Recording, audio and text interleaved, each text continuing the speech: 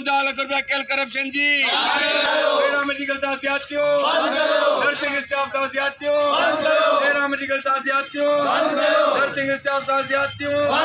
जारी आए जारी रहंदी जैसी रात काउंटी आज एहतजाज करे रहे हो जमी असांखे जी 12 ॾींहं एहतजाज करे असां एहतजाज जी शुरुआत की आहे त डॉक्टर बरकत लिगारी सुप्रीम कोर्ट ऑर्डर जे खिलाफ अची करे उहे केस जो होदे करे डीडी पावर रखियो आहे हिन अचण सां 1 करोड़ 54 लख मेडिसिन जो बजट बि कढिया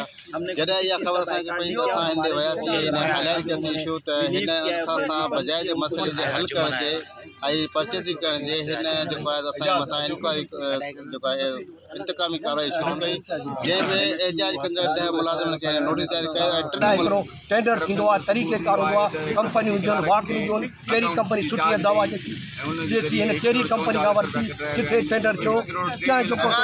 टेंडर भरियो किथां दवायूं आयूं केरु खणी आयो का ख़बर कान्हे का 1.5 करोड़ रुपया खाजी वियो इन जी जांच जेको कराई वञे इन आवाज़ उथारण ते 10 माण्हू मौजा जेको सो हुनखे स्पेस कॉल ॾिनी वई आहे ॿिए ॾींहुं वरी जेको सो इहो पंहिंजो टमाटर करायो आहे उन खां पोइ 3 मुलाज़िम जा रिलीज़ कया विया आहिनि छो इंतिहाई नाइंसाफ़ी आहे परेशान आहे मुंहिंजो जेको स्टाफ ॿिए जन स्टाफ मां ख़तमु कनि इनखे जेको हटाइनि ऐं इहा जेको बाइकाट इनकारी कराइनि ऐं कंहिंखां बि कराइनि ऐं बस वारनि खे चवां थो मिनिस्टर साहिब खे चवां थो CM साहिब खे चवां थो सेक्रेटरी चवां थो हद जेको असांजो MPA साहिबु आहे हिन शहर जो आहे हितां जो आहे असीं सभिनी जा आहियूं उहो माण्हू मुक़ररु करे इनकारी कराए सुबुह त असां पाण फराहम कंदासीं त हिन माण्हू केॾी जो परेशान कया एॾी वॾी नाइंसाफ़ी छो आहे जॻह ग़रीबनि जी मिसकिननि अस्पताल आहे असल में हिकिड़ो इशू कुछ ॾींहं पहिरीं में साम्हूं आयो छा ड्यूटी डॉक्टर जेके डॉक्टर्स आहिनि उहे पंहिंजे टाइम ते अचनि पिया या